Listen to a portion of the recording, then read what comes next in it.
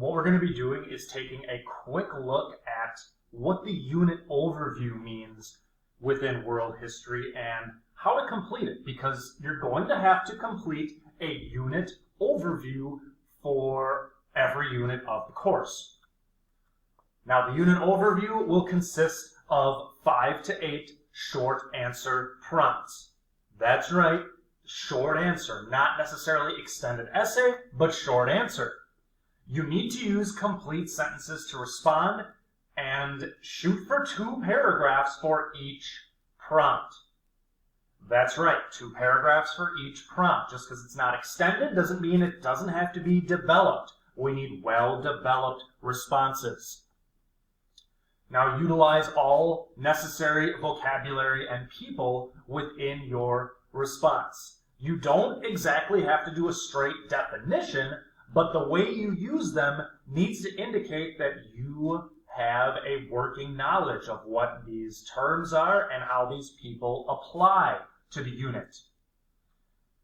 Because you need to complete short answers as part of your unit overview, there are no short answers on the unit test.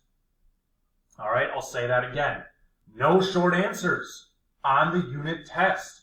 It's matching and multiple choice. That's it. Now be sure to watch the video on the test format if you need a reminder of it, but there are no short answers whatsoever on the unit test. Tips to complete it? Do a little bit each day.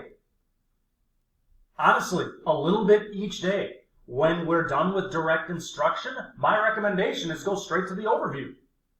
See what you can answer based on the knowledge you have gathered for that particular day. It is much easier to keep up than to catch up. Is it a cliche? Yep. Is it a cliche for a reason? Yes, because there's truth for it. Do a little bit each day. You can use your notes. You can use the recorded lectures. You can look stuff up. That's fine. Any resource you need to respond to these can be used, but it must be in your own words. It must be in your own words. Every single short answer response must be in your own words. Now we'll take a look at an example. Each prompt will have a key topic. In this case, the topic is government. The prompt: analyze the different ways that the Greeks governed themselves and transitioned to a new form of government known as democracy. So we got 2 things going here. How were they governed? And then how did this lead to what's called democracy? Each prompt will have the topic, the prompt, and then people and vocabulary to include. So you need to include Solon, Pericles, and Spartans, and your vocabulary needs to include tyrant, city-state, democracy, and oligarchy.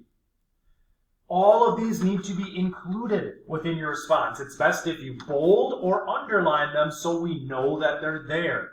They need to be used in a way that indicates that you have working knowledge of them. So remember, shoot for 2 paragraphs, maybe a paragraph about different ways that they were governed, like using tyrants or oligarchies, but then a paragraph on how the transition to democracy occurred. So remember, each unit, you'll have to complete a unit overview, which consists of 5 to 8 short answer prompts. Complete sentences for your responses, 2 paragraphs per prompt. This takes the place of the short answer on the unit test, and thus this will be due at the start of testing.